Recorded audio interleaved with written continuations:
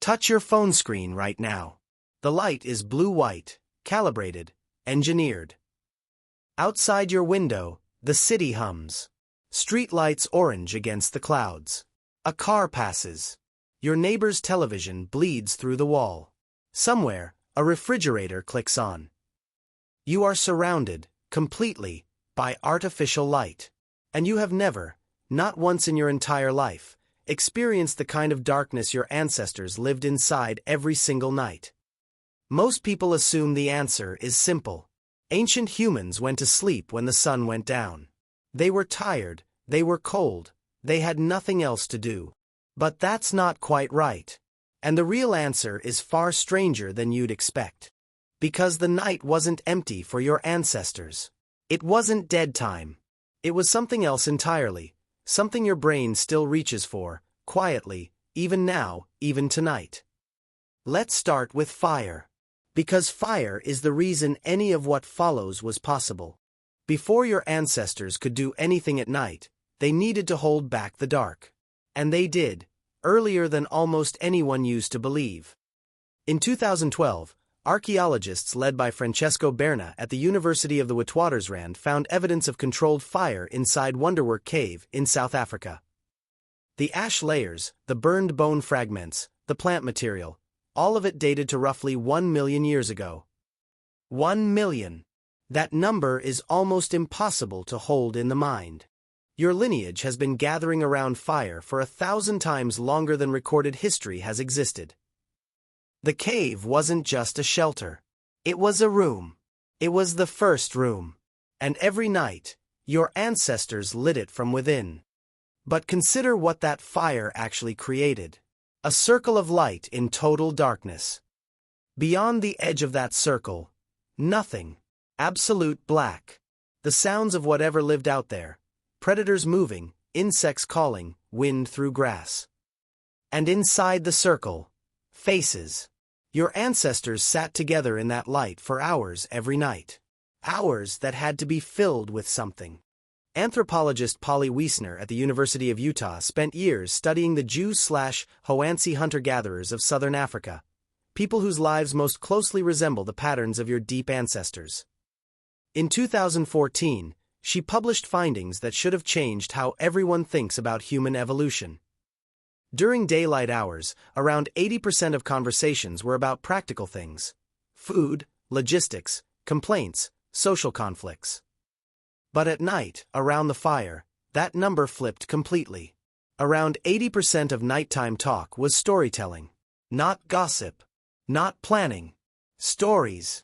And here's what's fascinating. Those stories weren't entertainment in the modern sense. They were the operating system. They contained information about distant waterholes, animal behavior, seasonal patterns, the personalities of people in neighboring groups. They encoded the knowledge that kept your ancestors alive. Every story told around a fire was survival technology dressed in narrative clothing. The brain your ancestors used to store that information, to transmit it across generations. That is your brain. The one you're using right now to process these words. You inherited the hardware from the fireside. The desire to gather, to listen, to follow a story to its end, that is not a preference. It is architecture. But that's only half the story. Because the night your ancestors lived through was not just longer in terms of hours. It was physiologically different from what you experience as night. And this is where the science gets genuinely disorienting.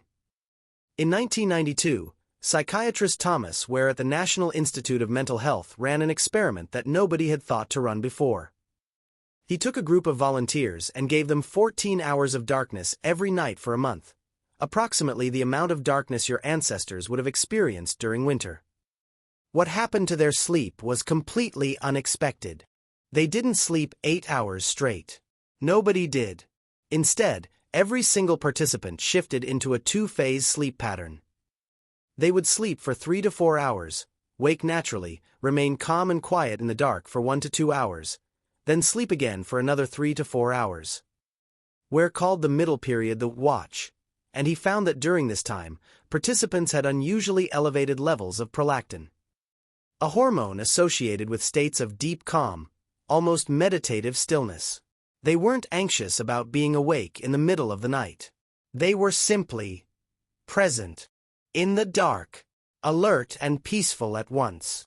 What Ware had accidentally rediscovered was something historian Roger Kirch at Virginia Tech had been reconstructing from the documentary record for years. Kirch spent 16 years collecting references to segmented sleep from pre-industrial historical sources, court documents, diaries, medical texts, literature, across Europe, Africa, and the Middle East. In 2001, he published a paper that demonstrated something remarkable. Before artificial lighting became widespread, segmented sleep was the human norm. People referred to their first sleep and their second sleep as naturally as we refer to breakfast and dinner. The hours between those two sleeps, the watch, were used for prayer, for sex, for visiting neighbors, for thinking, for existing quietly in the dark. The unbroken 8-hour sleep your doctor tells you to pursue is not ancient. It is modern. It is industrial. It was manufactured alongside the gas lamp and the factory shift. Which raises an uncomfortable question. If segmented sleep was the default human state, what does that mean for the millions of people who wake at 2 or 3 in the morning, heart racing, convinced something is wrong? What if that waking is not insomnia? What if it's a signal, old, precise, perfectly calibrated, trying to deliver a message your life no longer has a slot for?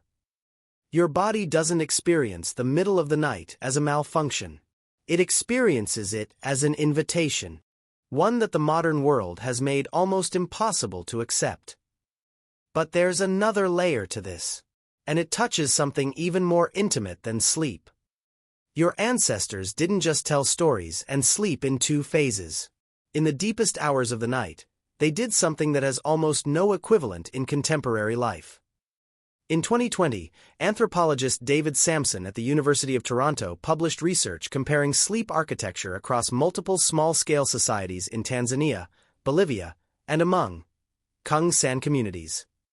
What Sampson found was that the final hours before dawn, the hours we would now call 3, 4, 5 in the morning, were frequently used for ritual.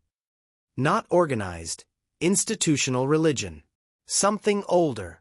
Singing, low and repetitive, close to the ground. Percussion made from whatever was near.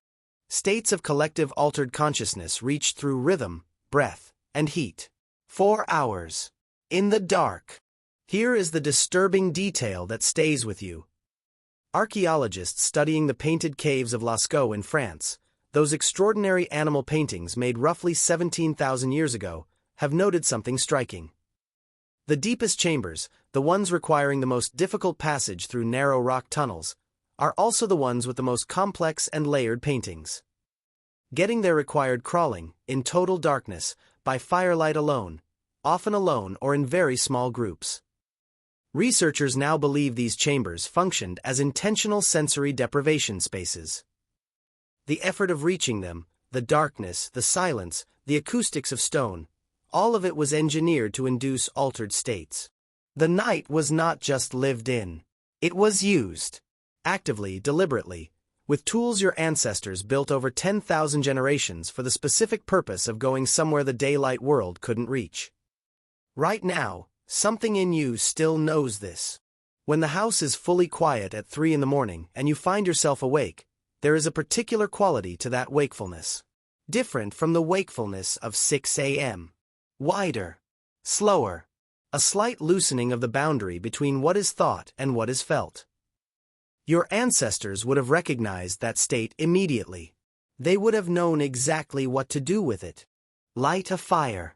Begin to speak. Or say nothing at all and let the dark work on them the way it was always meant to. Your brain, in those moments, is running software 40,000 years old. The sensation of being awake in the deep night and not knowing what to do with it, that confusion, is modern. The wakefulness itself is ancient. It was designed for a world that no longer exists around it. We built the light bulb. Then we built the screen. Then we put the screen in our hands and took it to bed.